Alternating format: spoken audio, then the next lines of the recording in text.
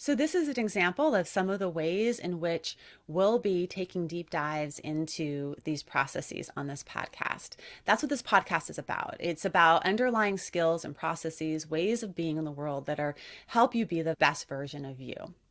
I want to tell you a little bit about why I think psychological flexibility is going to be a game changer for you. Number one, it's science-backed. So I was a biopsychology major in college. I attended a Research One university for my graduate training. I conducted randomized controlled trials during that time of treatment outcome studies, all of this before going into private practice. And I believe in research. I believe in science. I also believe in science that evolves over time with new information. So I want you to use science to inform your choices, but I also want you to evolve as science evolves and be open to new ideas and new perspectives. ACT is a treatment approach that has been evolving over time, and it's also a treatment approach that integrates a lot of the wisdom traditions. So as I talk about these processes, you'll see there's an overlap between some of the messaging that maybe you've heard from Buddhist psychology or Rogerian psychology or Jungian psychology. There's an overlap because underneath it is the aspects of what works.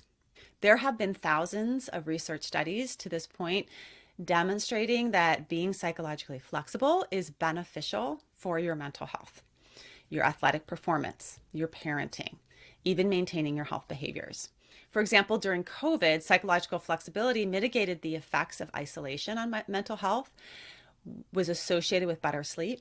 And if you were a parent who was psychologically flexible, you were likely to have less spillover effects of the stress onto your kids, and your marriage was more likely to have less conflict in it. So it's science-backed. It's also personal. So we can move from sort of the science of thousands to an N of one, which is just as important. How does this work for you? I first learned about psychological flexibility in my graduate training when Kelly Wilson, who's one of the co-founders of ACT, came to my program for a small discussion. I was in a very cognitive behavioral program at the time, and I had hidden my recovery from my eating disorder from the students in the program and the professors that were there. Here I was studying something that I clearly had personal reasons to study, but I didn't think that I could ever share that about myself. And so in walks Kelly Wilson. He's wearing a t-shirt and jeans, and he starts to talk about his history of addiction, his mental health problems, the mental health problems in his family, and he cried pretty much the whole time. He laid it all out there for everybody. And I never felt better than hearing him. I felt completely humanized. And I realized that maybe I could be more me, more fully me, while doing the work that I loved. With psychological flexibility, you don't have to hide that you are human. You don't have to hide that you struggle, but rather you work on your humanness to get to know the patterns that you get stuck in. You get to see yourself through it, be on your own side, and it's personal in that I know that you have struggles. You have things that you avoid, things that you're addicted to, relationships that are painful for you. Everybody has shame spots, and I know that you have them too, and all is welcome here. All is welcome here. So there's a bit of relief, a little bit of an exhale in knowing that this is personal and it's okay for it to be personal. Sometimes I have clients tell me that it feels like I'm in their heads, and that is because I am.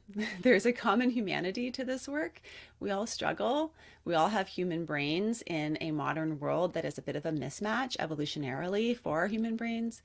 And the strategies that I'm going to talk with you about here will help you so that you don't have to battle yourself anymore. I really want you to be fully free. The third aspect of psychological flexibility that I think is really important is that it's process-based. When I decided on the title of this podcast, Your Life in Process, I chose the words very carefully. There's a double meaning to them. The first is related to working in the field of eating disorders and recovery for over 15 years. It's about the process, not the outcome. Whether you are starting a new job, you're raising young kids, you're embarking on a new romantic relationship, you're working on growing your career, if you get bogged down by outcomes, you might lose motivation when the outcomes don't measure up. I think about my kid shooting baskets, right? He's like this tall, the basket's way up this tall. If he got bogged down by every basket he missed, he would totally give up. But instead, he's focusing on the process. He's focusing on where is he putting his body? How is he positioning his hand? Is he ending with a little bit of arc on his fingertips? And that's what he's learned from really good coaching. So I want you to have really good coaching as well when we're thinking about your psychological flexibility, that it's about the process, not the outcome, so that you don't miss out on the beauty of the journey and you don't give up, right? I've talked with a number of leaders in the field of psychology, and that is the word that has been showing up over and over again. Process, process, process.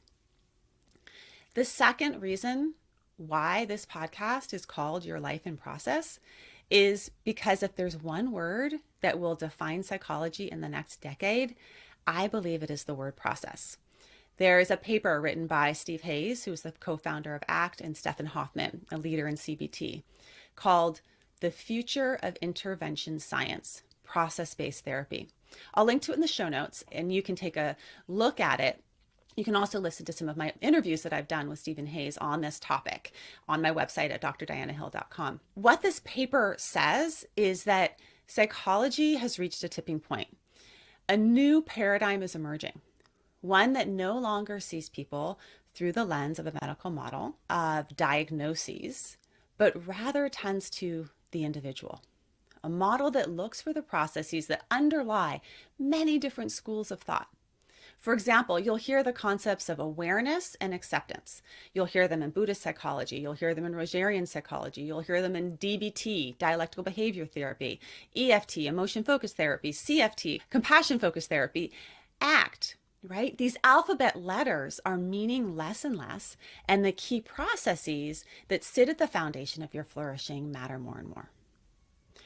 So many times I have people coming and asking me what type of therapy they should attend, which alphabet combo is the best.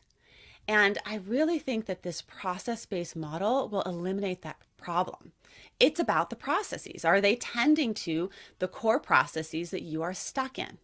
Which ones do you need to use right now? So I think it's really exciting because once you have this way of seeing yourself in the world, you can bring those processes in your back pocket everywhere you go. And finally, why do I think psychological flexibility is such a good idea? It's something that you can practice and grow over time. As a psychologist, I'm interested in helping you change, heal, develop a more fulfilling life. Psychological flexibility, when you practice these psychological processes over time, you will get better at them.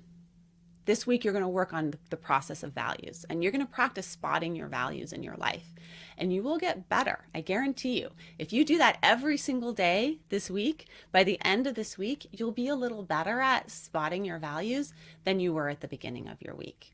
And it'll start to encode into your brain and into your behavior, that positive neuroplasticity that Rick Hansen talks about.